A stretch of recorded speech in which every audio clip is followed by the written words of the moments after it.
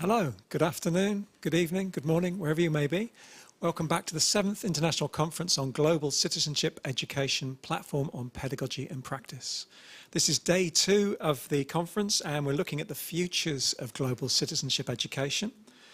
And this is the first of the concurrent sessions looking at policy and advocacy.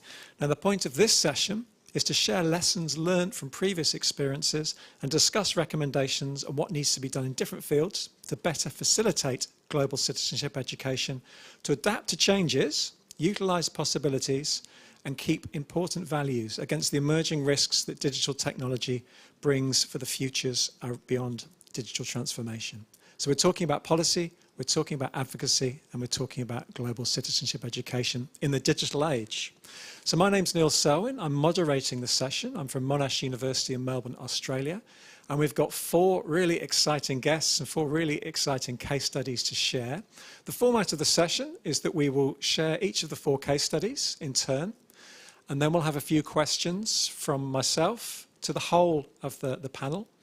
But we've also opened up questions to the audience online. So there's an online chat box that's open now for questions and answers. That'll be open throughout the 90 minutes. So do feel free to put in any comments, any questions, any queries, any burning thoughts you have, and we can put them to the panel members as we go along. So without further ado, we have 4 fantastic people to give you case studies from all around the world. First of all, online, we have Ethel Agnes Pascual Valenzuela. And Ethel is the director of the Southeast Asian Ministers of Education Organization Secretariat. Also online, we have Marco Pasqualini. And Marco, is working at the UNESCO Regional Bureau for Education in the Arab states, based in Beirut, and is a program specialist on global citizenship education in emergencies. And finally online, we have Pinith Chantralangzi. And Pranith is the unit head of the Social and Human Sciences sector, UNESCO's regional office for Southern Africa. Now, those 3 guests are online. We have a guest here with me in Seoul today, Walid bin Kashem. And Walid is the first secretary, permanent delegation of Bangladesh to UNESCO. So fantastic case studies. We're really looking forward to hearing from each presenter. We're going to start off online with Ethel. And so first of all, Ethel's going to give us a presentation from her own context. So over to you, Ethel. Thank you very much. And before I begin, I would like to share our deepest, message for the people of Korea. We're deeply saddened with the tragic incident that occurred during the weekend. We are sincerely sending our thoughts and prayers to the people of the Republic of Korea, and to the families and loved ones of those we lost from this heartbreaking incident. And I'm very glad that today we're meeting with different experts on GCED, and to all our distinguished speakers and our dear friends I have met in many occasions. Good afternoon from Manila. I'm in Manila right now, and I would like to share with you where we are at the moment in global citizenship education in the digital age. So let me begin my presentation by discussing the current directions and commitment of CMEO on GCED. And this is actually to address the challenges brought by digitalization and our goal and our aspiration to provide more regional integration. So let me begin by introducing CMEO, or the Southeast Asian Ministers of Education Organization. So we have 11 member states and we have associate member countries. We have 26 regional centers of excellence in different fields of specializations. And we have also affiliate members from universities and different organizations who would like to work with Southeast Asia. So let me begin by sharing with you, CMEO sits in the high-level steering committee of Education 2030 SDG.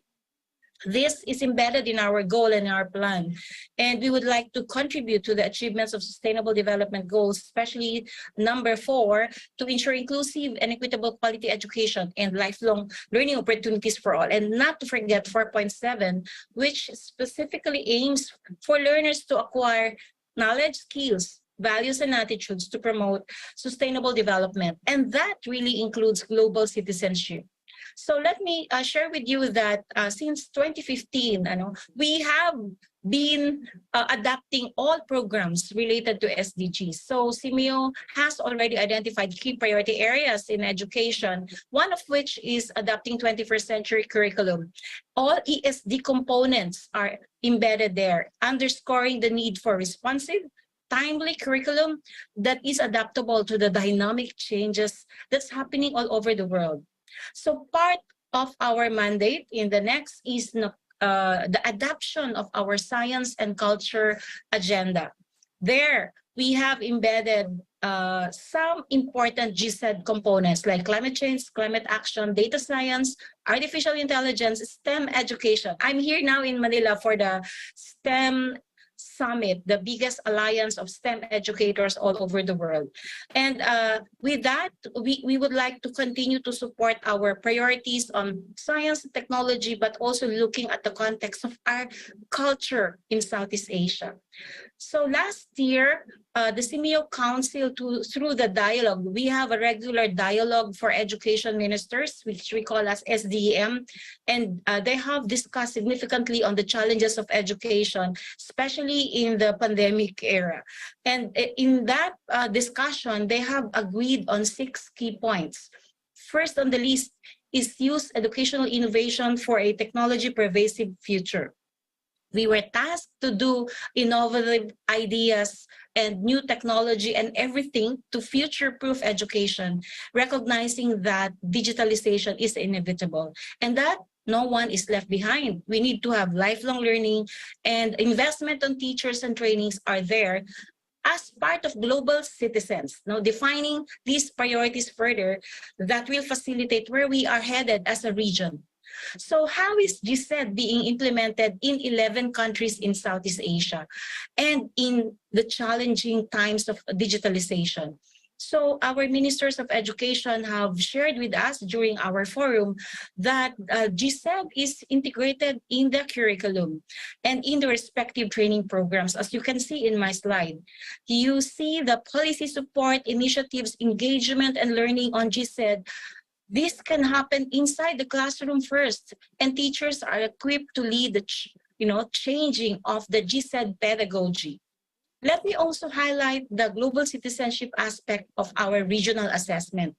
So in CPLM, we just launched that in 2019, our first result of the first regional large-scale comparative assessment. We have included, aside from reading, writing, and mathematics, we included measurement of global citizenship. And that is attitudes, values, and behaviors of children at the primary level. So under the GCED component of our CPLM, we have seen the result that many of our kids are actually aware of environmental issues, classroom environment, pollution, climate change. They're aware of this. How do they have this peace education? We also ask them questions on how they dissolve conflicts and disagreements with their classmates and how do they solve problems together. This is the most important and valued global citizenship topics learned at our primary schools. Isn't it nice that kids, they have to agree to disagree or disagree to agree? Teachers, children's rights, and respecting diversity, they were part of the teacher preparation, and that the teachers are most confident in teaching topics related to children's rights and respecting diversity. It's also interesting that, that grade 5 children and of course, teachers in most of our member countries have better grasp of local issues than regional. There, we need to improve on that. They also have 60% of grade 5 children were able to identify themselves as ASEAN. This is our, Association of Southeast Asian Nations. I think it's quite challenging because, we have to have 100%, right? And we got 60% of them aware of ASEAN. So these results will help us further in the new round of CPLM because we will continue to measure CPLM in 2024. So while we see that, we are in 11 countries and we are connected somehow, we understand one another. Now, allow me to zoom in on the experiences of our learners and teachers during the pandemic. So March 2020, we all locked down and we resorted to flexible learning and distance learning, everything, even use of alternative modalities like delivering all the modules in their homes, etc. So we see inequity and digital divide. And we see that this is really prevalent during the period. But they were able to have responses right away by teacher training, ICT competencies enhanced, and the development of many interventions, providing iPads, laptops to kids and teachers, and also developing some modules, including GCED. So let me go to the other challenges that digital divide, ICT competencies of teachers need to be enhanced. We saw that during the pandemic, some could not move right away on hybrid, flexible teaching and learning. And even access to technology, 53% can have access to Zoom and other modalities. What about the other half? So we need also to address the digital divide. And as much as we wanted to foster digital citizenship, there are so many issues and parameters we need to address. And this is about access to digital literacy, access to all of these important modules. But we conducted the DCAP, Digital Kids Asia Pacific, with UNESCO Bangkok. We found out that our kids are digitally literate. They know about digital safety, they are resilient, but they need to improve on digital creativity and innovation. So this is where we will put our innovation component after this DCAP research. And of course, we need to address all other challenges. So many conflicts are happening, especially in our region now. We have some social conflicts, internal conflicts happening. We need to have more advocacy of addressing all of these, better understanding, inter-country understanding and collaboration, and global citizenship education for that matter. So the high-level forum, this is composed of our vice ministers. They talked about the teacher competencies in the digital revolution. And they have prioritized our programs to be more on reaching the most disadvantaged and reach. And some action agendas were also accepted and deliberated, including the provision of hybrid and distance learning modalities and programs to enhance teacher competencies in the region. So it's a mix of, capacity building as well as investment on infrastructure. So given this context and challenges, how do we advance GCED in the region where we wanted to really reach the most marginalized, those in the margins, and with the digital challenges right now? Well, luckily, we are partnering with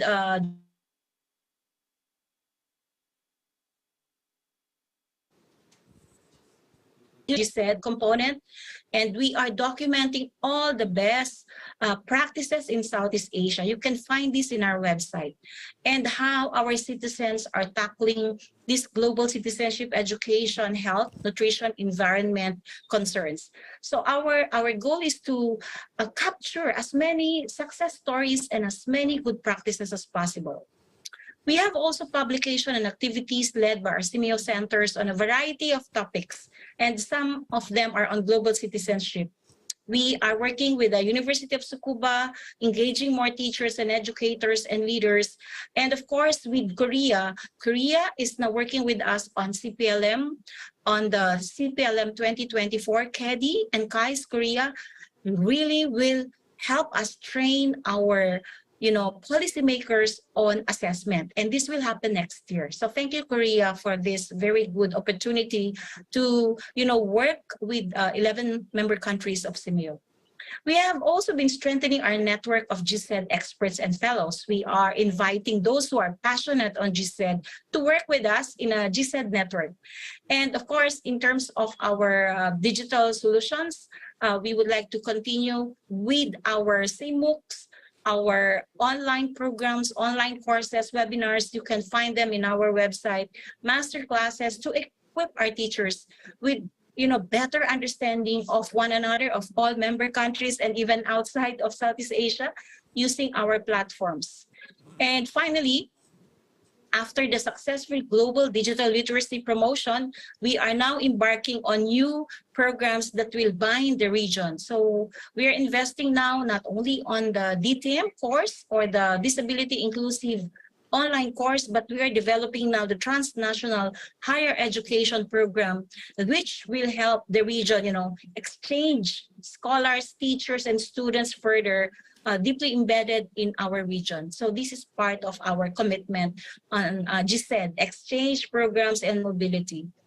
Where we are headed to transform GCED, we can use this platform, GCED, in transforming education. That's why in Transforming Education Summit, where I have also attended, this 3-day summit also focus on different thematic tracks of inclusive, equitable education, healthy schools, learning and skills for life, teachers, teaching and teaching profession, digital learning, transformation, and financing of education. We are now consolidating all the commitments of member countries during the Transforming Education Summit so that we can report this back to UNESCO and we can monitor.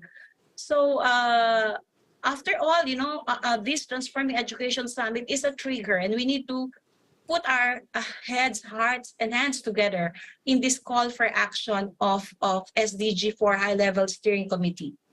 We need to commit to, number one, greening education to get every learner climate ready, connect every child and young person to digital solutions, but noting the inequities of digital infrastructure in our member countries, addressing crisis in foundational learning.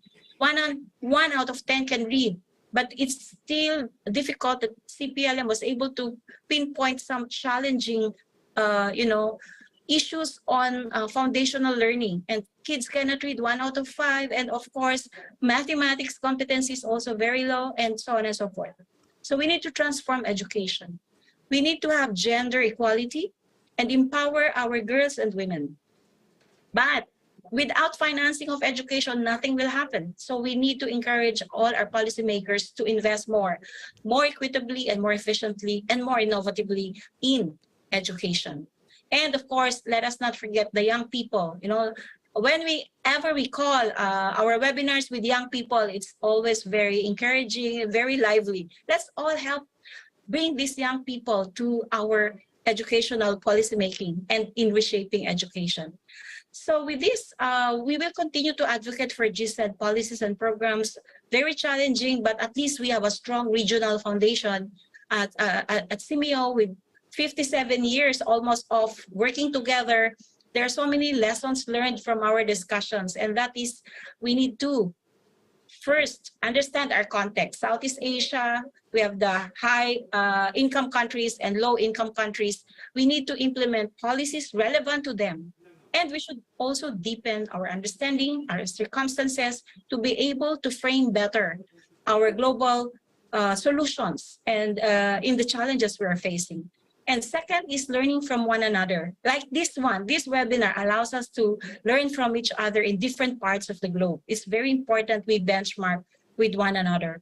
And finally, on policies on GCED and digitalization, we need to fire on all cylinders to address the challenges on GCED and on digitalization. So we're committed here at CIMIO to reflect further on new things happening on GCED in the digital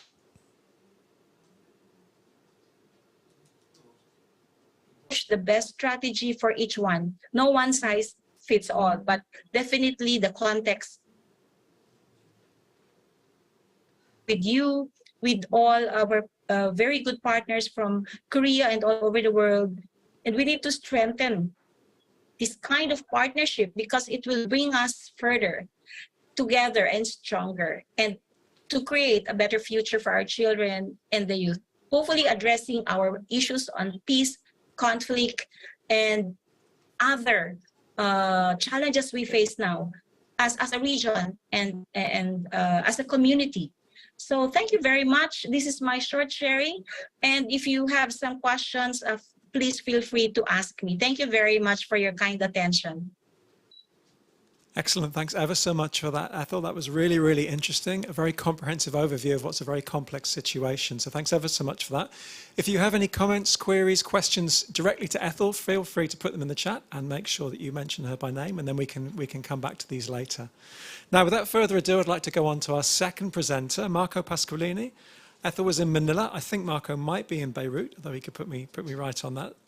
Over to you, Marco. Thank you very much, Neil, and good morning to everyone, or good afternoon. I would like to join my colleague Ethel Agnes in sharing my sympathy to the people of Korea in this difficult moment as well. For this presentation, I will concentrate on the situation in the Arab states. I'm a program specialist from the UNESCO Regional Bureau for Education in the Arab states, working on global citizenship education. And as soon as the presentation is on the screen, I think that we will be able to start.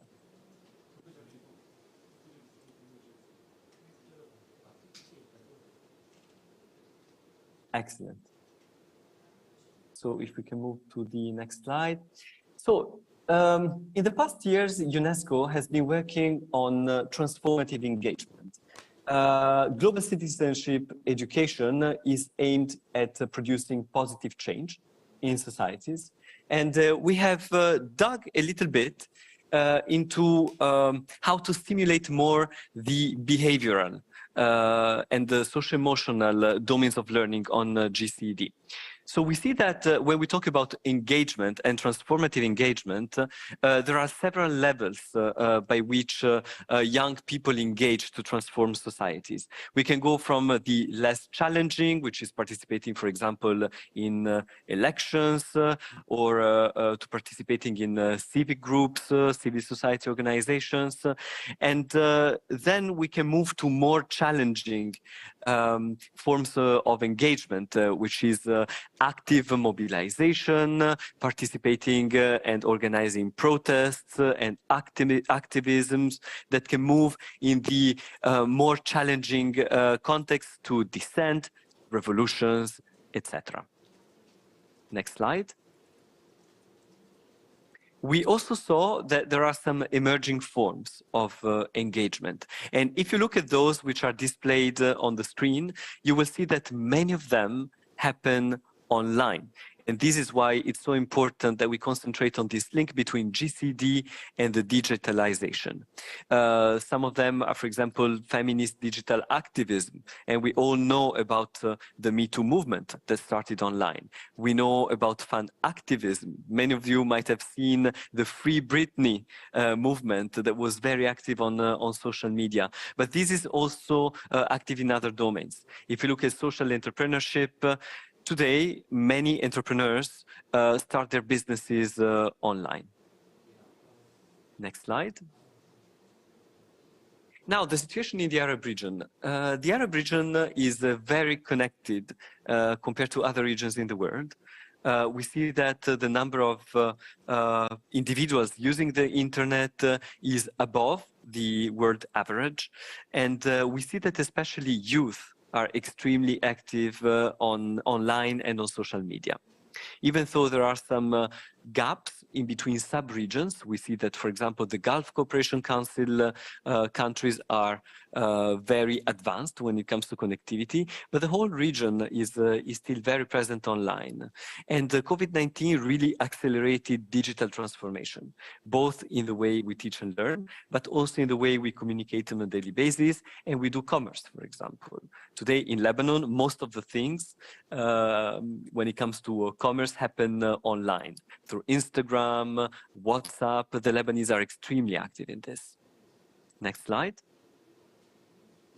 But despite this, we did a study last year to see what kind of commitment to engagement students from higher education institutions in our region were ready to commit. So we asked questions such as, over the next 6 months, are you ready to participate in a demonstration? Or are you ready to commit to a global cause? Are you ready to express your views online? And if we look at the results, of this study. You have more information in the full publication if you, there is a QR code on the slide. We see that the kinds of action that have the least number of responses or commitment are those that happen online. Why? Is it because students are less committed to expressing their views in the fora that put them more under the spot? Is it because there are stricter regulations when it comes to expression online in our region? These are things that we can look upon. But we will also find some of our recommendations in the last slides about policies. So next slide. What brings young people to action? Because the aim of global citizenship is not only to learn about facts, but it's really to push students to act for change. Through our study, we saw that at first, a learner needs to perceive a gap. And then when one perceives this gap, there is a whole process of internalization of the issue. So I make the issue mine. I connect it to my personal experience. I connect it to what I lived in the past and what I feel as an injustice in my own sphere. And then there needs to be a connection with others. To feel empathy, to understand the complexity of the issue, make new encounters that make you feel willing to act for change. And it's only through this whole transformation process that one starts to act for change. And these are the steps where schools need to act to bring this transformative engagement through global citizenship education. Next slide. How to stimulate engagement. This is something that we can work on when we do our policymakers' work. There are 6 areas for actions which we recommend based on our experience in the region and based on the studies that we conducted over the past years. The first thing is to make students exposed to new or other realities. And there is a very good way to do this is to do project-based learning. It can be inside school, but it can also be outside school. And what Ethel Agnes presented with the ESD, Japan ESD prize is a good, let's say, showcasing of this kind of work. The second area is to expose students to diverse views. And in this sense, debate and internationalization are so important. And since we're talking about digital technologies and the digital world, digitalization can really help in stimulating and working on this policy area. The third point is to have guides for action. As we were saying, students need to be exposed to new realities, but also to people who inspire them. And this starts in school. So inviting external tutors or people from civil society organizations to school is essential. Fourth action point is learning about facts and issues, especially recognizing fake news from facts. And in this case, MIL, Media and Information Literacy, is an extremely important area of action. And I know that my colleagues from UNESCO already presented about this during the conference. Fourth action is digital technologies.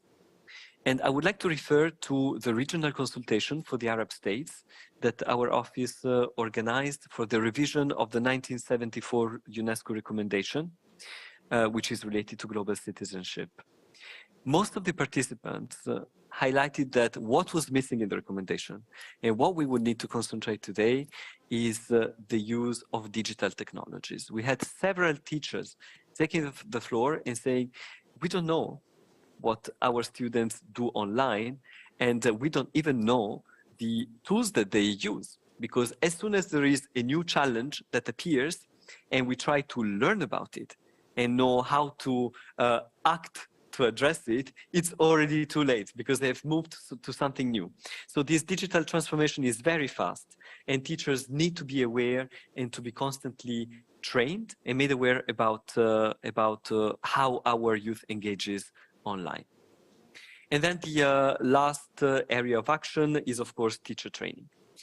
When it comes to global citizenship education, it's very challenging because we can do a lot of efforts, but many teachers say, you know, we already have to do a lot to apply the national curriculum.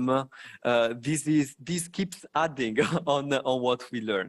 I think that the real key here is to explain how to embed GCED in other topics, literacy courses, history courses, geography. And also what is key is pre-service training.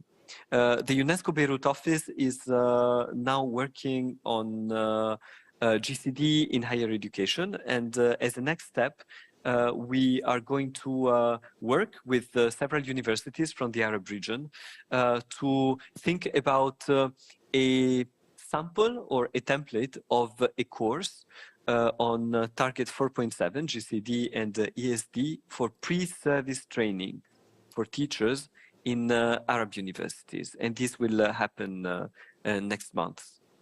And all these, of course, to be embedded under target 4.7.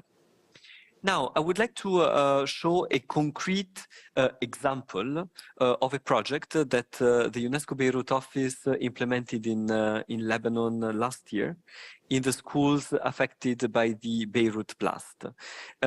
This is a project about GCD through the arts, made with artists that puts together several of these 6 areas that I've just shown.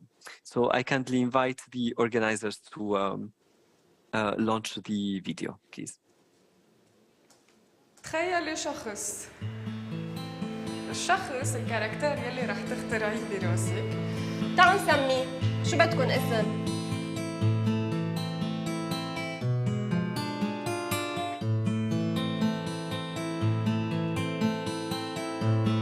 Global citizenship education is an educational approach that nurtures solidarity and tolerance in learners. جسمكم بيقطع الفضاء مثل السهم، عم تقطعوا الهواء.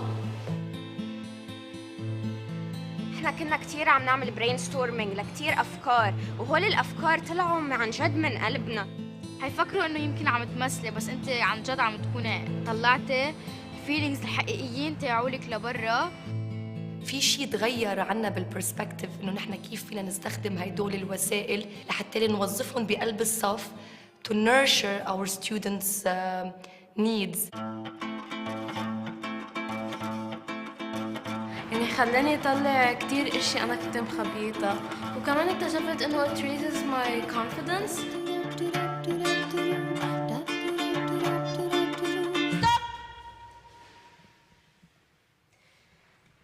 غرقتوا.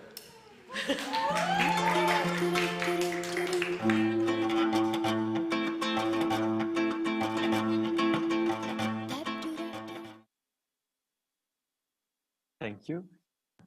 So through this QR code, you can access the UNESCO Beirut YouTube channel, where you will find the full documentary about the experience, which can serve as an example to build similar experiences in other countries, and where you will really see how this project changed the ways students were looking at the others and looking at difference.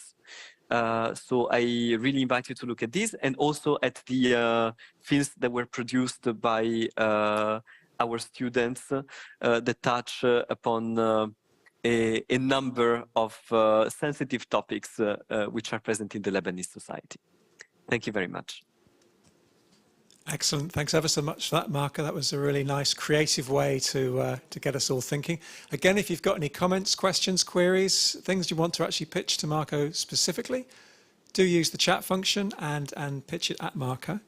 But without further ado, we've got 2 more presentations. And next, we're going to move on to Pinith, who I think might be in Zimbabwe. Do correct me if I'm wrong. But over to you.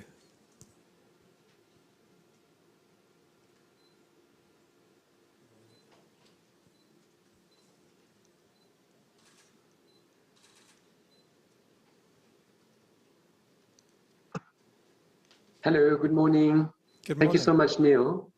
Can you confirm that We can hear you, I'm we can clear? see you, you're good All to go. right. All right, thank you so much. It's a pleasure for me to be here, and thank you so much for the invitation to the organizers. It's always a pleasure for us to collaborate and to work with APCU and the Korean friends and colleagues, which who have also supported us from this side of the world in Southern Africa, where I'm based in. I'm based in Harare in Zimbabwe, covering Southern Africa region. I'd like to highlight some of the thinking that we have been addressing here in this region in relation with the transformation, disruption, and diversification that GCED nowadays have also to think about. And what I will do is that I will just interrogate how GCED can make the difference in a world that has become very, very complex with very deep transformations, sometimes disruption, and more particularly diversification that we also have to embed in the way we reflect and in the way we encourage actions and positive behaviors from the learners as well. I'd like to start with the first transformation, which all of us know about, is our very, very busy world. And just this picture to share with you, of course, what we all know. Today, the planet and the Earth has been tamed considerably by our civilizations, our society, our technology. This is not new, however, because transformation has always been here since humanity has started to live on Earth. But I think what is new is the intensity and the depth of interventions, of human interventions, so much so that today GCED has also to think about the notion of Anthropocene, which is this new geological era where human is impacting even the climate. And this is why we're talking about climate change that is interrogating our place and our role as individuals, as societies on Earth. But humans have also transformed now their own capacity to intervene on the genes, on the human species, to transform also the way humans are biologically. And this is about bioethics, ethics of intervention on the living themselves, that is also something disruptive in the way we understand our freedom, in the way we understand the dignity that individuals and societies have as an inherent part of our beings. So I'd like to just point one important fact, which is transformations of the planet, of the climate, that are prompting us to do GCED differently to what aims. We'll come to that at the end of the presentation. The second pattern that I'd like to highlight is the fact that today we know that approximately 10% of the global population concentrate 84% of the global wealth. Wealth meaning, GDP, but also access to resources, access to water, access to minerals. And therefore, we are in the world of great radical divide that has been also amplified by the recent pandemic. Really today, and I'm talking about from the perspective of the African communities here, you know that this continent, Africa, concentrates the majority of the minerals and mines in Africa is a political stake and economic dispute where great investors are, fighting to access resources, natural resources. And I'm mentioning this because it relates to the kind of unequal economic system we are in, where Africa, while concentrating the most of the natural resources on Earth, in terms of mines and minerals, is also the poorest, and communities in this part of the world have the least access to natural resources and also incomes related to exploitation of those resources. On this regard, I'd like to encourage you to read the very recent report of the Special Rapporteur on Racism and Contemporary Forms of Discrimination, Achiume Tendai, who happens to be also from Zambia, from this part of the world. She's presented her report to the General Assembly on the 25th of October. And that report is looking precisely and specifically on the oppressive economic model that is based on discrimination, racial discrimination in accessing natural resources and exploitation of the earth. So I'd like to mention this because from this perspective of this region, racial discrimination, oppressive economic models and systems are at the basis of the tensions that have to inform how GCED is thought and how GCED has to be embedded and contextualized to the societies where we are. So I think it is very important as we talk about GCED to understand the radical divide we are in globally, and Africa in particular is very, very aware of that neo-colonization model that we are living in. The third issue that I'd like to also to highlight is, of course, our digital territory, and it is obviously very important for this particular conference to talk about the kind of very powerful desire for every one of us to access this digital territory, to access the appliances and the devices that allow us to interact in this new digital world. The question, of course, from the GCED point of view is to what extent we are aware and we understand what is at stake. By this very simple slide, I just wanted to highlight how the issue of data today, and as you have explicited in the concept note of the conference, has become a political question that GCED cannot afford not to talk about or not to think about and to unpack and to interrogate.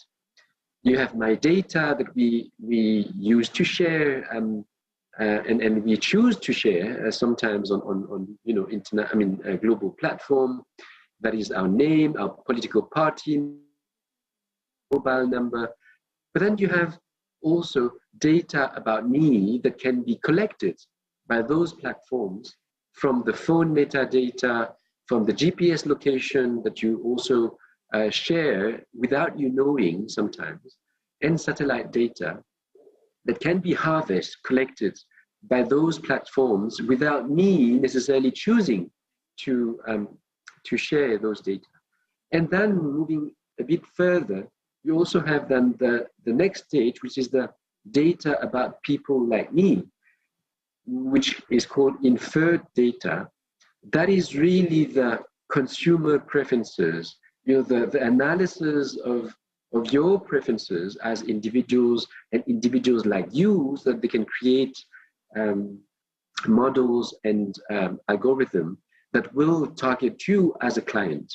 Political affiliation that can also enter into consideration to define your profile and to target you individually, and to define and to influence, to determine your political choices sometimes. And we have heard of course, huge scandal on that regard with Cambridge Analytica. I will not unpack that. I'm sure you know about it. And the risk quotient also that can be inferred from the data that you have chosen to share at one point. So I'm pointing this out just to highlight on one thing, which is the complexity of this digital territory, which is at the same time very attractive, very appealing to our young people who are born with these new technologies and who will be living with this. But the question is, how can GCED raise awareness? How can GCED develop critical thinking and critical minds that can unpack and sensitize the learners on the potential risk, including in terms of ethical risk and ethical impact on individual and social life of our citizens, but also younger generations. Let me end my analysis of the world we are living in, especially from this part of the world, Southern Africa, by using this term that I've read recently from a philosopher, Alain Damasio, who is talking about doing politics. We need to reinvent the way we do politics with a Y. And he's proposing to use this term to emphasize on the desperate needs we all have to deal with diversity. You know, our societies have become so diverse. They have always been diverse, but with globalization, with circulation of ideas, circulation of people, circulation of trade and products, our societies have become very, very diverse, and GCED, again, has to deal with diversity. At the same time, our societies are also facing closure of identities, closure of borders, building walls to separate communities, to separate nations. We have also become very suspicious of new ideas. And the social media, my colleague Marco has talked about the MIL, media information literacy, to also make sure that we check the sources of our the news that we share.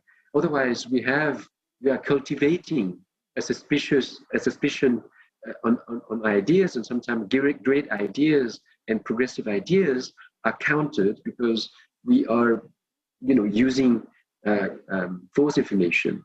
We are also cultivating a lot of fear of the others. Xenophobic attacks in our region, in South Africa in particular, where Zimbabweans, Mozambicans, Zambians are migrating to South Africa to work, and South Africa is attracting the majority of migrants in Africa, and also that stereotypes that Africans are migrating massively to Europe is not true. Africans are migrating internally on Africa and essentially to South Africa. And we have a lot of xenophobic attacks, a lot of discrimination and violence and murders of migrants in South Africa, where, of course, now GCED has to play a role if we have to overcome that kind of really, really severe symptoms of rejection of the others. But I think doing politics in this area is also dealing with the fear of the virus. And I think that new fear of virus, of contamination, of the others being a risk for us, is also something that we must not neglect moving forward, and GCED has to play a role. So doing politics, I found it very, very important as a notion, and very symbolically formulated in this why that we have to tackle as educators. Let me end up my intervention by just now reflecting more deeply on how we should move forward with 3 recommendations. Before that, I would like to share with you this very, very interesting article that you can find online in the UNESCO Courrier. The article is entitled University and the Democracy of the Gullible. And you see this picture where, today, education system is called upon to train, concrete skills, to train learners to adapt and to adjust and to fit into the labor market. And therefore, we need to be very concrete, very skills-oriented. The question is, do we want to train learners to become a hammer that can only, hit on nails and only on nails, and they cannot do anything else. While the world has become very complex and our education systems have to take care of that complexity rather than only concentrating on training skills and vocational training. And here again, GCED has a very, very important role to play to diversify the skills, the knowledge, the competences, the behaviors, rather than concentrating on one single competence or skills, because we think that today the labor market needs that skill, and therefore we have to transform the education system just to fit and to respond to the capitalistic labor market that we're living in, which will change over time. So I think this article is an excellent interrogation on how education philosophy has to be thought holistically and not reduced and limited to one skill development. Let me end up by highlighting 3 recommendations from my side, learning from what we are doing here in this region. GCED cannot work as a preaching. We cannot come and preach GCED as if we were in a church and we are preaching messages that are totally theoretical. We need contextualization, and I think my colleague Ethel has insisted on contextualization. We have to, in this region, for instance, we are articulating GCED teaching with the history of liberation movements, the fight against apartheid, the fight against racial discrimination. We are connecting GCED to respond to that history and to continue to form and to train the mindset to continuously fight racism and xenophobia in this particular region. So contextualization is important. Otherwise, UNESCO would be preaching GCED without any particular concrete ground to lend for learners to be using this concept meaningfully. Second recommendation is to highlight tensions and to highlight difficulties. Sometimes GCED, we tend to present it as, the ideal world. Everybody is living together in peace and in harmony, which is not true.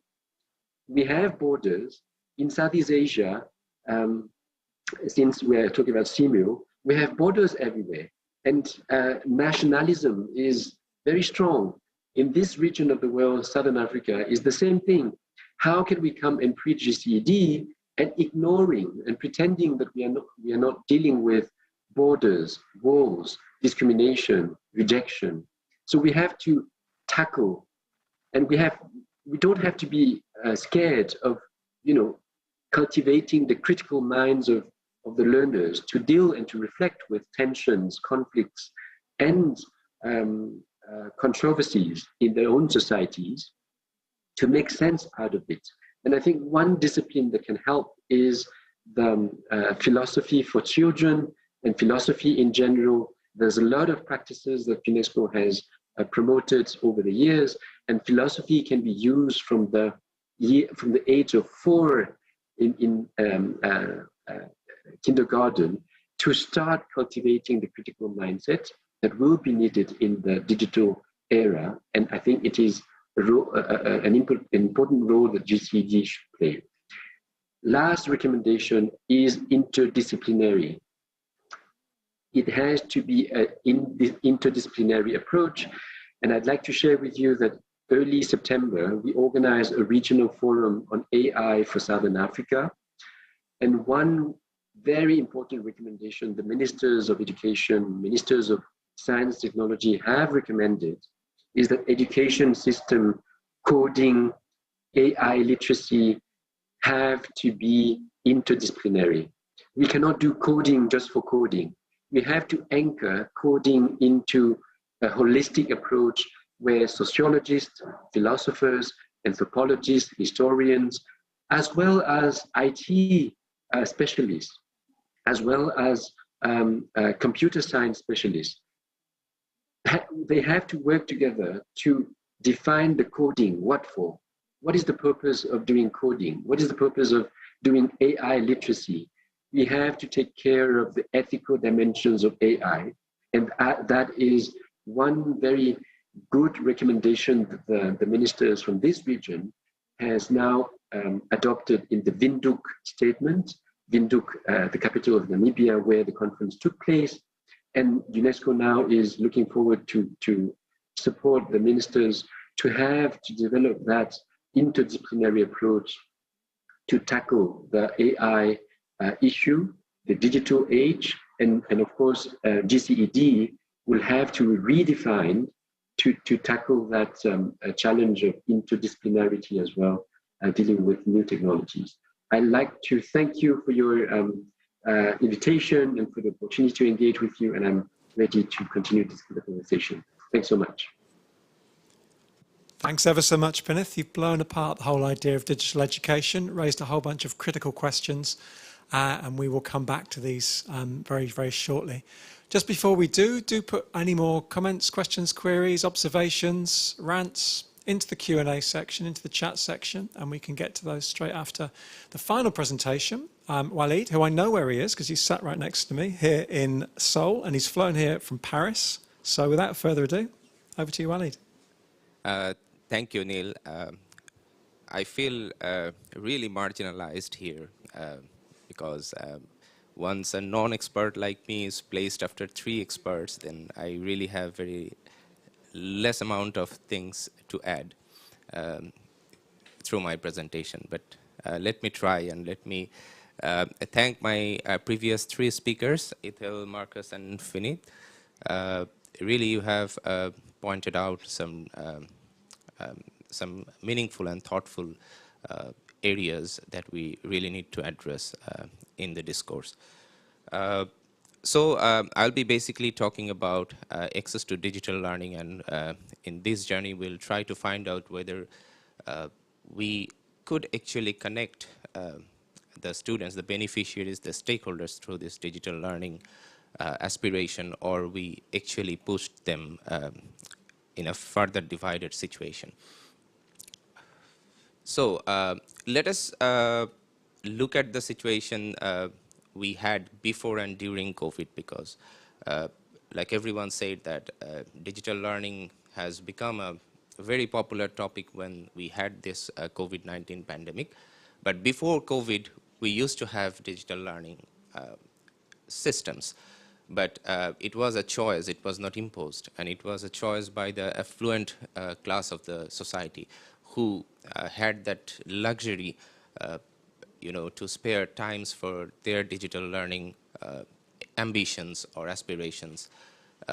We had contents, but we never knew where the contents were stored, and maybe you had to subscribe to some expensive platforms to get into those digital contents. There were no government regulation, mostly found on YouTube or some, as I said, some digital platforms. We did not have any concern on the access because it was optional. And so those contents before COVID actually could not engage all. And the acceptability was not there because if you appear an online course, maybe that would have seen as a non-serious activity, and every institution would have preferred the institutionalized programs that was being taught in person or within a confined place of education. But during COVID, what we have seen when we had a total, global lockdown, shutdown, then the first thing that came to our mind is obviously vaccination, but we also thought of education because everyone got concerned that what would be my fate in my academic journey.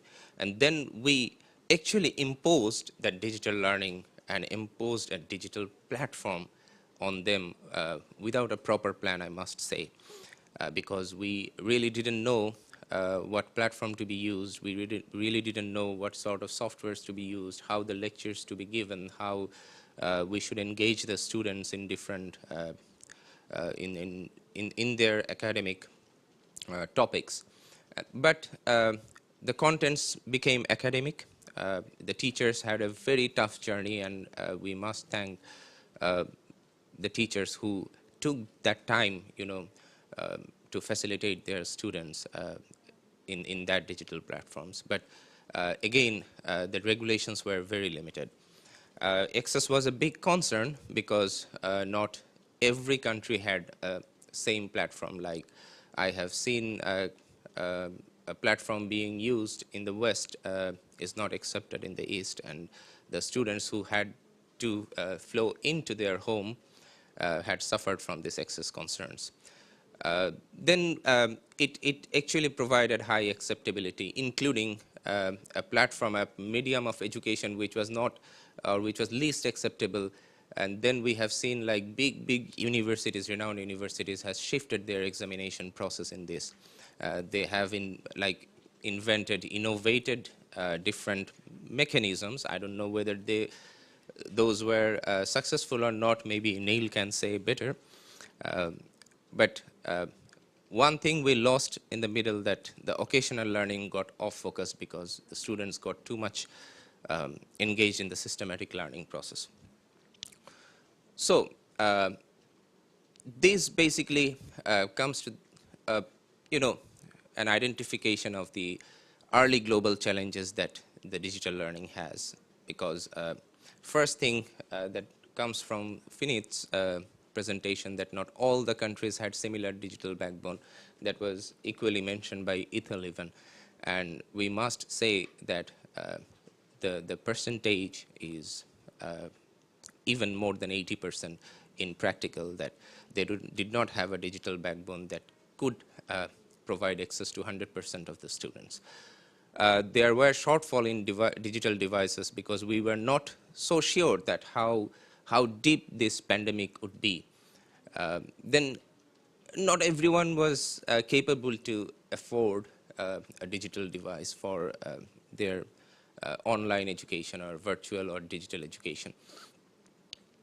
And most unfortunately, you see like the whole multilateralism, the whole global politics, every country, they got busy in vaccine sharing, but nobody talked about sharing of technologies that was required for education. We had shortage in e-learning contents, particularly for the students of science who had to go to their laboratories, but they missed it out. And for the kids who are at the primary level, they had a digital overkill because we have seen that their average screen time has gone really high. We had less human interaction because the classrooms, they used to provide a perfect ecosystem for learning, but the virtual classrooms are, this could not retain their students appropriately into the classes. And I'm quite sure that most of the students could not benefit from mutual learning because they did not have that interactions. And the value-based education in that way really suffered. So the next slide is about the situation in Bangladesh, what we had. We were quite fortunate that on that very moment, we had 99.6% of population who had access to internet.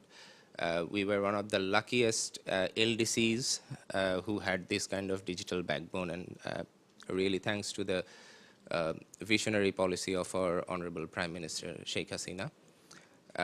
But we really had a crisis in digital devices, and sitting in Korea, I must thank Samsung for having a factory in Bangladesh which actually helped us with a quick production initiative.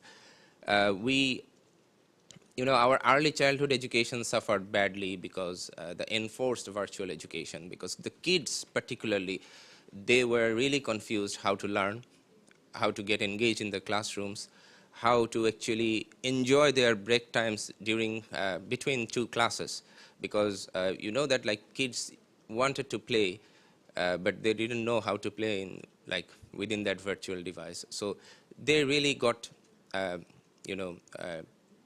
disconnected, but they were over-engaged with their tablets, which partly became a habit for many. Education was there, but we have a big question when we talk about quality education over that digital space.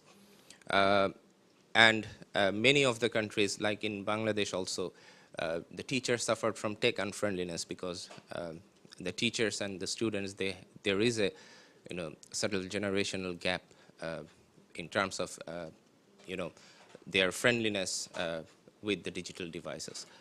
And then once again, the marginal community suffered most because they could not afford the digital devices probably they shared.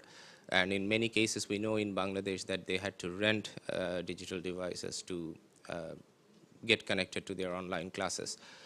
And this kind of transformation actually incurred additional costs to the government of Bangladesh.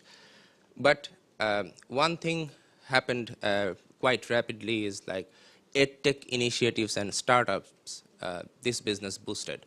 But we are really don't know like how to actually control this business and how to actually regulate this business.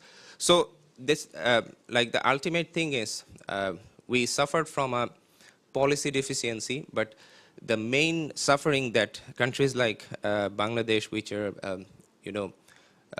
aspiring graduate of which is graduating as a developing country from LDCs, they have inadequate fund for this transformation.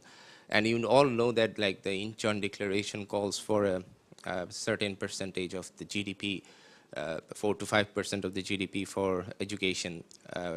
Then the call for action of the Transforming Education and the Secretary General's vision statement from the Transforming Education Summit.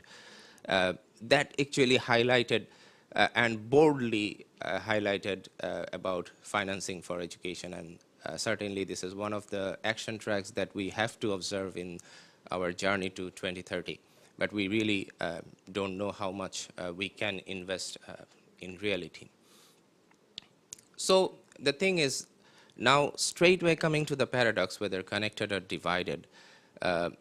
So we think education connected everyone, but I think quality education divided us. And for urban people, the connection happened, but for the rural people, it was again that division. There was a socioeconomic paradox which had an impact on the whole, the quality learning. The medium of instruction was yet another challenge because there was no hardly any simultaneous interpretation or live interpretation system installed at the first year of the COVID. Then again, thanks to the online platforms or online meeting platforms who could actually reinvent or innovate this kind of interpretation systems. Then actually what had is like we tried to impose a digital shift, and because of the lack of a proper ecosystem, what actually had like happened is the digital system got shifted from our from the benefit that we expected from it. So in like amongst all these thoughts, we had a good case in Bangladesh. We had a program, like it's still there. It's a 10-minute school program that's called, and that program came up with a brilliant idea. They created a virtual program for 360-degree education, but the most selling point is their USP is 10 minutes, because each and every class is of 10 minutes. So this 10 minutes is a time where the students don't tend to, or least tend to press the home button and look at their messengers, look at their Facebook, what's happening. So that 10-minute worked as a key, and that platform became very popular among students. So they created mobile version, tablet version, wave versions. So the contents were widely available. In that process, they created 25,000 plus video lessons, 1,500 plus smart books, 86,000 plus quizzes, to get them connected and make the classes interactive, 1,300 plus blogs. And they promoted the curriculum-based education, the TVET, and also career-oriented learning programs. So everyone gets connected within this 10 minutes framework. When you get into a class, you know that you have 8 minutes left, so you can hold your patience for the messenger, for WhatsApp, for Twitter, for that 8 minutes and finish your class at one go. And that's how, like we also supported from the government, we also supported this initiative, and our Ministry of Information Technology and a private institution, Asiata Limited, it's basically a mobile telecom operator. So they jointly supported this initiative and making it a brilliant example of private-public partnership. Now coming to the policy advice to support GCED in Bangladesh. So I will be basically discussing this in three major heads. So these are, first thing is roadmap for digital education. Second thing is affordable digital education. And the third thing is partnership for capacity development of teachers and students. So going to the roadmap, like we need to control the paradox of techno-solutionism, because we know that deep in our mind, we really know that like this is not going to be an effective replacement of the traditional classrooms. We need to understand the value of human interactions in early childhood education, because it's not making a generation educated, rather than making a generation sensitive to education. Inventing like target group based digital devices for education. Maybe like the digital devices for education should not have the facility to access to Facebook or Twitter, so that they don't get off focused. Artificial intelligence and augmented reality can be part of this innovative solution, so that they can look at the real devices or real instruments that some of them need to see at their science laboratories or different other places. Multilingualism needs to be promoted, because there will be students who would like to hear their lectures in their own language, and some simulation software, so that they can actually become interactive education support mechanism. Then affordable digital education. We all know that that is for sure that digital education is not a cheap solution. It is expensive, and we need to think of the underprivileged and marginal students, and our innovation power should actually help them to be able to procure and possess one of those devices at least per student. We need to have a regulated and responsible use of digital contents and devices. And then a partnership for capacity development of teachers and students, because this is equally important, or to some extent it's not, it's more important than having a digital content, because the teachers are they are the heart of this education system. And without them, without having equipped and better equipped teachers, we cannot actually aim to have a better education system. So we need funds for transforming education, we need support for training of teachers, and we need to share the best practices among us. Most importantly, we need to keep in mind that education is a public good, as agreed by all member states in Transforming Education Summit, and as highlighted by the Secretary General, and is a cross-cutting element, and is the most important cross-cutting element, if I may say that, for SDGs and SDG 4 particularly. And so this concludes my presentation, but just few things before I conclude is, we all know that transforming education is a guiding policy. We all can have policies. I completely agree with Finit that we cannot take GCED like preaching. So our approach, we should not actually differentiate the policies. We should not go for parted approaches. We have a central policy, we have a central guideline, but we need to move through an integrative nature, and we need to accumulate the senses, the essences and the senses of the small applications, and have our collective thoughts. And we really need to take into account everyone's consideration, because if we really think that we need to have global citizenship education, then everyone counts, including the migrants, including the climate victims, including the marginalized students, the affluent societies, and whatever comes to your mind. So, borrowing a phrase from my dear friend Ethel, we need to agree to disagree or disagree to agree. We need to work for education. And we need to ensure proper quality education for all. Thank you, Neil. Thanks to everyone. Excellent. Thanks ever so much for that. That's all 4 fantastic presentations. We have 15 minutes left for discussion, so we're going to be quick, we're going to be precise, we're going to be concise. I'm going to be a harsh chair from now on. I've got a question that I'd like to ask first of all to Ethel and Marco, if I may. Both of you focused on schools and teachers as the way to really tackle global citizenship education in the digital age.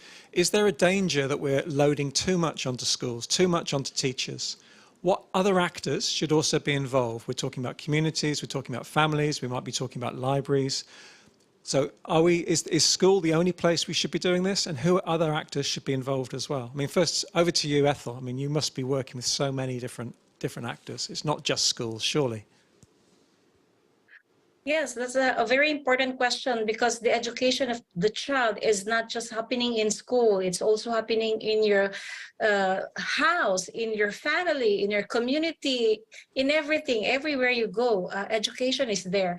But since I'm coming from Southeast Asian Ministers of Education organization, our bosses are the Ministers of Education, and we work on policymaking in education at the regional level. So I think my focus will be only on the school itself, how we, address GCED in the curriculum, in extracurricular activities, because prior to my presentation, we also did some survey on ESD and GCED, and we look at where GCED is embedded in different curriculums. So basically in civic education, morals education, it's in primary schooling, and also in high school and even senior high school.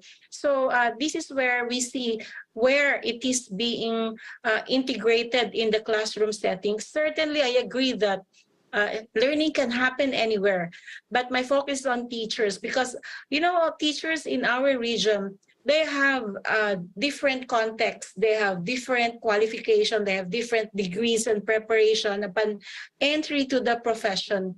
But as you are a teacher, you should be equipped with the right information, the right knowledge, the right skills in integrating GCED.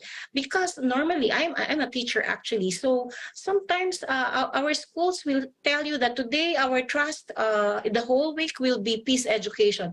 And as an English teacher, you have to make sure that there is peace in your stories, in your, that you will be able to integrate peace. You have to integrate it in mathematics education. You have to integrate wherever you are teaching.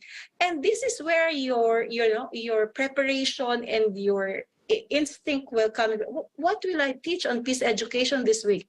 You have to choose the best case study, the best story as a teacher. So you also have to see, because my focus on presentation is also on digitalization, where many of our teachers reported having limited access to ICT.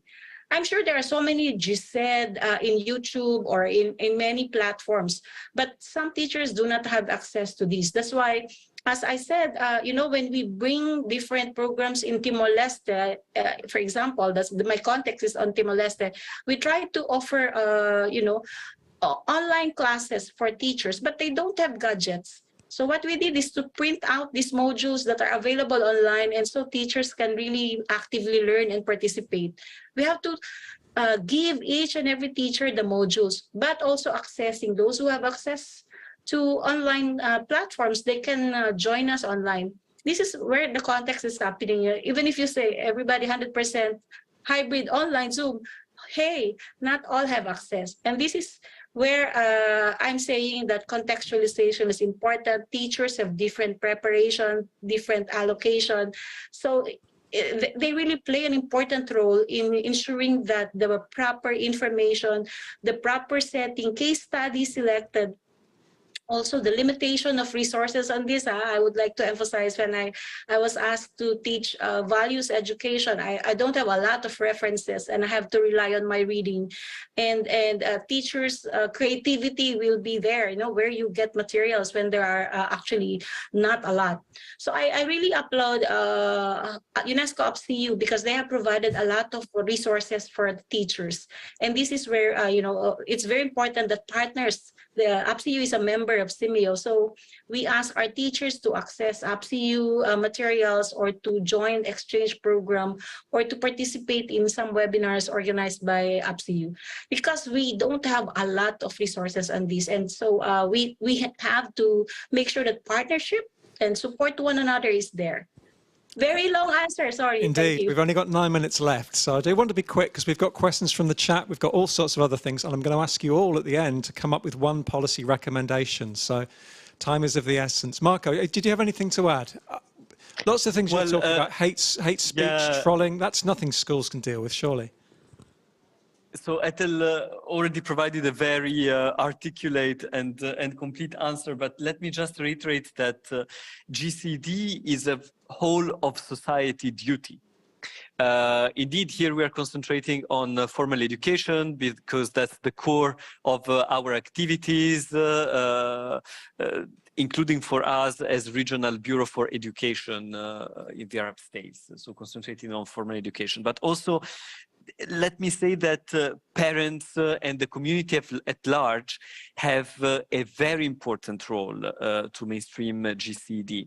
But once again, schools, through their daily interaction with parents and the community, the burden is also on them, and they can really make sure that the community brings their experience to the school environment, and that school educate on GCED the broader community.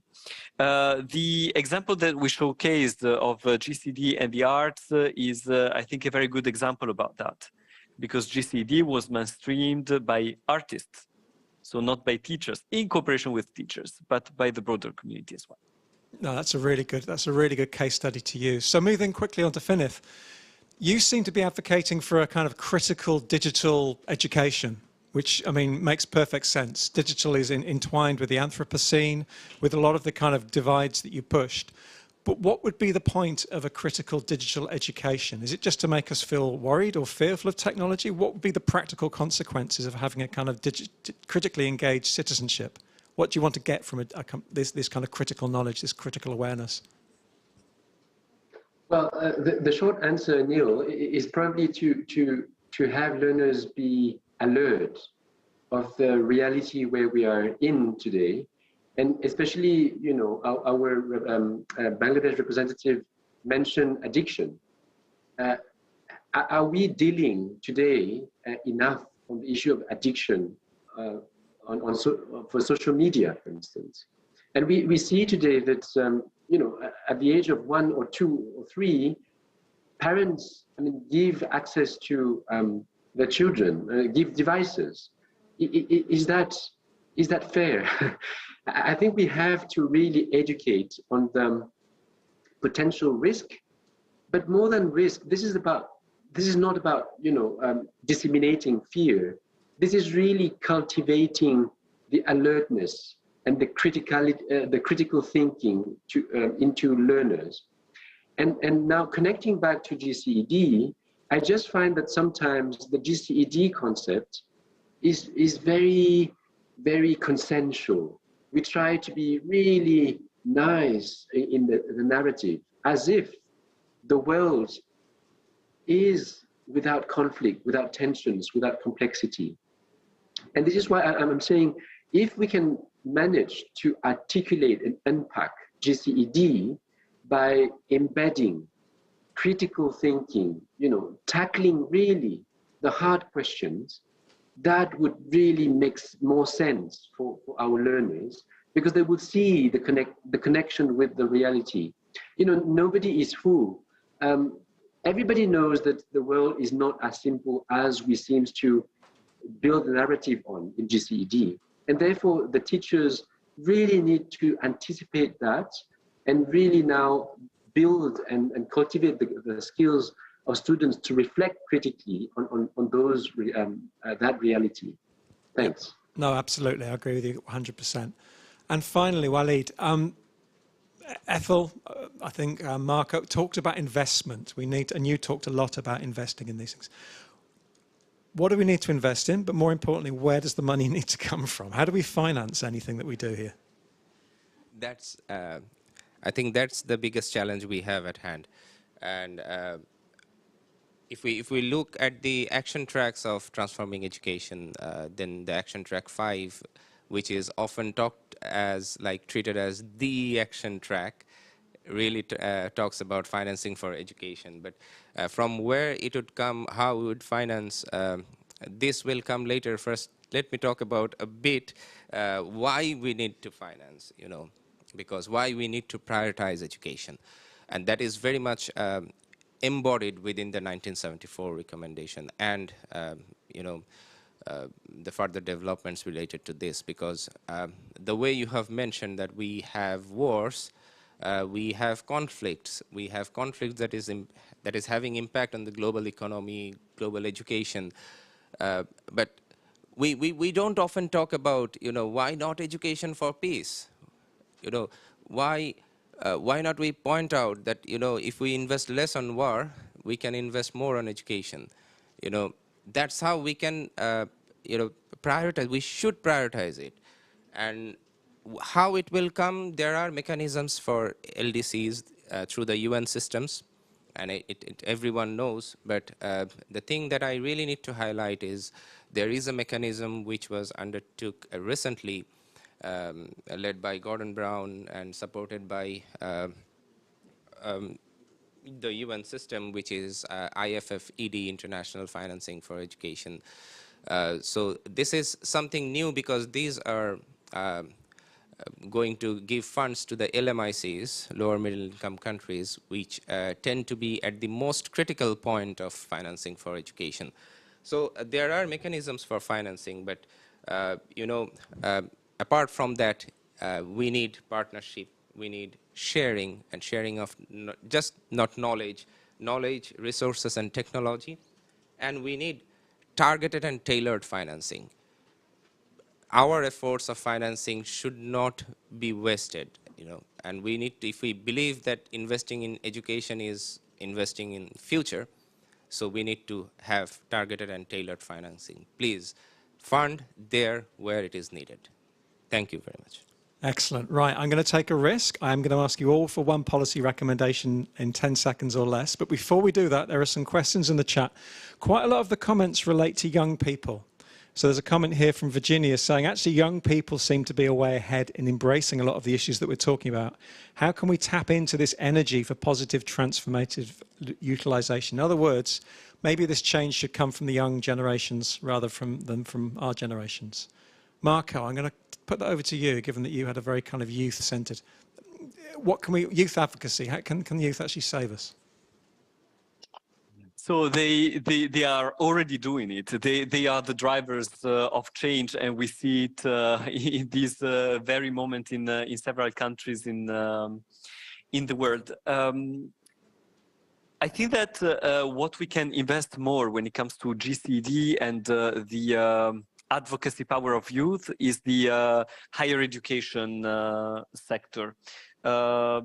Little was done in the GCED in higher education. We have started doing this work recently, and there are some very concrete things that youth can do to promote GCED in their environment, but also at the school level. It's through students' associations, cultural associations at universities. It's through students' dialogue groups. Finit was very right when he was saying, let's talk about hard topics in a very open way. Young people can be very active in that, but we need to support them in how to speak and advocate in a responsible and effective way when it comes to discussing about hard topics in society. So yes, youth have a strong power in this sense. Still, I think that it is our role to accompany them, to really unleash their potential and support them in a way that makes their initiatives effective and with a strong positive impact. Perfect.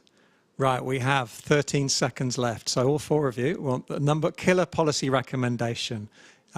One take-home message from this. Ethel. Thank you very much. So we know that education, among any other things, is a powerful social elevator, and it's actually one that brings economy into higher level. Like, you know, the case of Korea and the case of Singapore focusing on education will really help make you a different economy, advanced economy. But however, right now in our region, we prioritize exchanges of young people.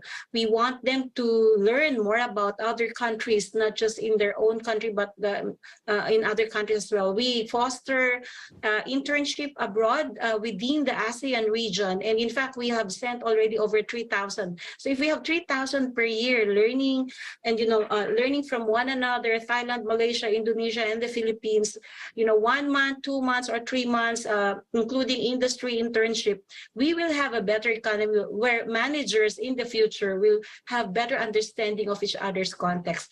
And though during the pandemic we introduced virtual mobility, many young people still participated, even if it's virtual. So we want to continue learning with one another and learning from one another. I think this is the way to go, and this is what Southeast Asia is currently investing in. You know, the young people would have better access to education in other countries. Transnational internationalization will still be our priority. Thank you very much. Perfect. Right, I'm going to get told off because we have gone at least a minute and a half over time. But Marco, in 10 seconds, do you have a policy recommendation?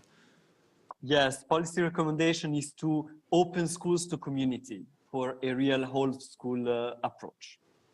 Excellent. I like that. Finneth.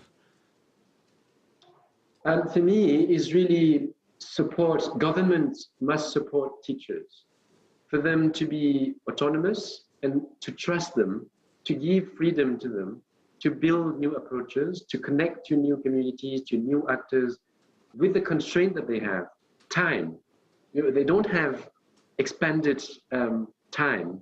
So we have to support them in being innovative, being autonomous, and being free. Thanks. Yep, giving teachers space. And last of all, Walid. Plain and simple, don't forget the forcibly displaced, don't forget the climate victims, and #education for peace. That's an excellent point to end on. Thanks ever so much for your time. I'd like to thank all of our presenters and the audience for giving some questions. It's been a fantastic discussion, well worth going over time for. We're going to have a 15-minute break now, a 5:00 break, and then we'll return for plenary session number 2, which will be at 5:30 Seoul time, 9:30 in the morning Paris time, and we'll continue those conversations then. Until then, thanks ever so much. See you soon.